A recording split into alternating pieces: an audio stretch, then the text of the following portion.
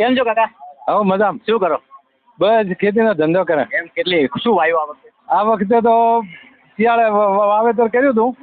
બીજું હવે તો સોમાવું વર્ષે પોણી છે ને. કેવું વાવેતર કેવું સારું? વાવેતર તો સારું માપી હતું. ખેતીમાં કેવું પોહાય? ખેતીમાં તો કોઈ પોહાતું નહીં. પશુપાલન બીજે રાખો? પશુપાલન રાખે પણ સારું નીલો ઘાસ હોય તો દૂધ આલે ને કે શું હાલે. ગોમ આવ્યું જ છે. હાલ ધૂણસોલ ગોમ છે. આ વખતે લોકસભા છે હા અને બનાસકાંઠામાં જુઓ એક બાજુ ગેનીબેન છે, બીજી બાજુ રેખાબેન છે. હા. શું લાગે આ વખતે કેવી ટક્કર રહેશે? આ બરાબરની ટક્કર છે. જ્ઞાનીબેન જીતવાના છે હોય 100% લાખ 1.5 લાખ વોટ જીતવાના છે. 1.5 લાખ? હા. ઓલા લોકો તો 5 લાખ લીડે ભાજપ જીતે એવી વાત થાય. એ તો ભાજપ કોઈ પણ જીતવાની નથી. પટેલે કોઈ સમાજની કોઈ ટિકિટ નથી આલી. અમારા કેશાભાઈ ધારાસભ્ય હતા, અમારે ભાઈ માવજીભાઈ ધોનેરાના ધારાસભ્ય હતા. પછી કોઈ અમારા ઠાકોર સમાજની ટિકિટ આલતા નથી. આ જ્ઞાનીબેનને વર્ષોથી સંસદમાં ટિકિટ આલી છે.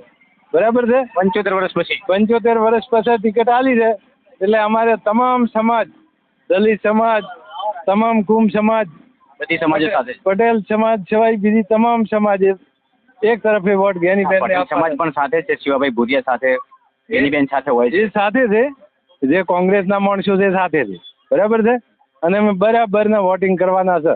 મજૂરી મહેનત કરીને કચકચાઈ કોઈ નહીં રહો? ના હુઈ નથી રહેવાનું. આટલા વર્ષ હુઈ રહ્યા છે તો આ વર્ષ જાગતો રહેવાનું છે. અચ્છા, અત્યાર સુધી ઊંઘ્યા હતા, હવે જાગ્યા? આટલા ટાઈમ સુધી હુઈ રહ્યા હતા, હવે જાગતા થવાનું છે. હવે જાગ્યા જ છે. હવે જાગ્યા છે. બરાબર છે? કહેવત છે ને, જાગ્યા ત્યારથી સવાર. હા, જાગ્યા ત્યાંથી સવાર. એવું સાચી પડશે? સાચી પડશે. આ ફેરે જોઈ લીધું. આ ફેરે વોટિંગ જેટલા મળે જ્ઞાનીબેન ને એ તમે જોઈ લીધો. બરાબર ને વોટિંગ તમામ સમાજ કરવાની છે. એવું છે એમ? હા, તમામ સમાજ આ જ્ઞાનીબેન હાથે જોડાયેલી છે. હા, અને બધા મંથનથી આપોઆપ પોતપોતાના મરજીથી બધા તૈયાર છેલ્લા છે કે આ મોકો ભૂલવાનો નથી. બરાબર છે? ગેનીબેને મામેરું ભરવાનું કીધું. જ્ઞાનીબેનનું મામેરું પૂરેપૂરું ભરવાનું છે. વાવમાં 2 વાર તો ભર્યું. વાવમાં 2 વાર ભર્યો ને તો હલકે આ મોટું મામેરું જ્ઞાનીબેનને ભરવાનું છે. આખા જિલ્લાનું? આખા જિલ્લાનું. સંસદ બનાવીને MP મેળવા છે, પ્રદેશ પ્રમુખ મેળવાના છે જ્ઞાનીબેન.